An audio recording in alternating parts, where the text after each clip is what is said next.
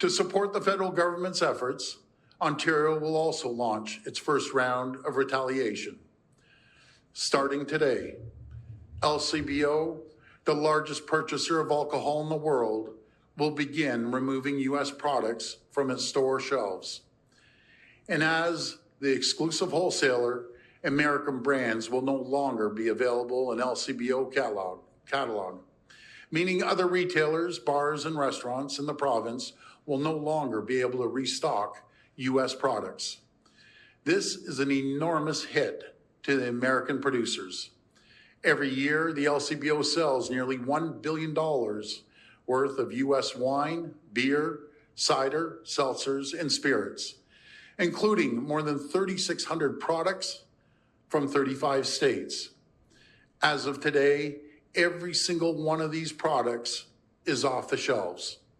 Also, starting today, all U.S.-based companies will be banned from taking part in government procurement.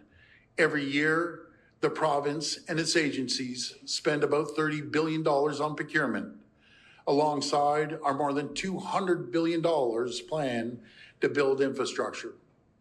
U.S.-based businesses will now lose out on tens of billions of dollars in revenues.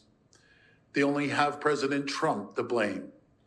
I'm also urging all 444 municipalities to do the same, and I'm thrilled to see some are already stepping up. For example, Mayor Patrick Brown in the city of Brampton and many other cities.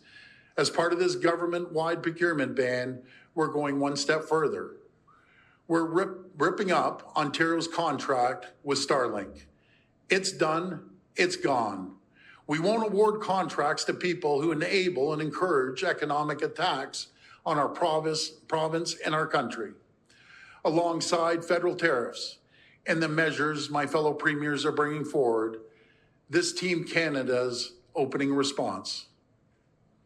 We also need to be ready to dig in for a long fight. We need to be ready to escalate using every tool in our toolkit.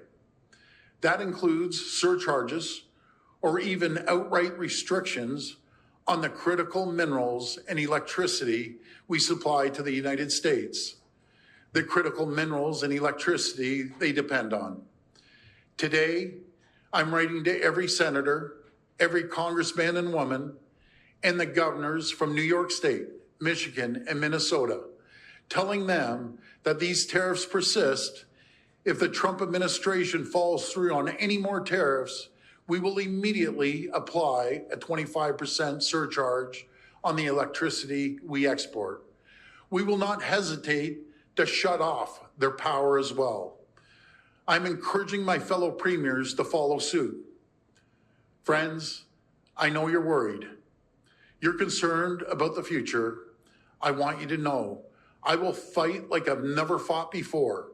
I will do whatever it takes to protect you, your families, and your communities. We are watching the real-world impacts of these tariffs, and we will be there for you. We will spare no expense to protect Ontario workers. We'll retrain impacted workers for new jobs. We'll retool companies for new customers and new markets. We'll reshore supply chains to bring good jobs back home. And we'll rebuild roads, highways, bridges to keep people working. Led by my friend Premier Tim Houston, we're breaking down costly internal trade barriers. And we need to cut the red tape to end the delays that are blocking projects with enormous economic potential like the Ring of Fire. Canada and Ontario did not start this fight. We want to work with our American friends and allies, not against them. We said we'd never start a trade and tariff war with the U.S., but you better believe we're ready to win one. Friends, I've always been straight up with you. The coming days and weeks will be hard. Businesses and families will feel the pain of this needless fight, but together we're going to stand up for Canada. We're going to get through this more united than ever before.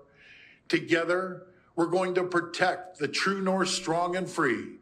Thank you, and may God bless the people of Ontario.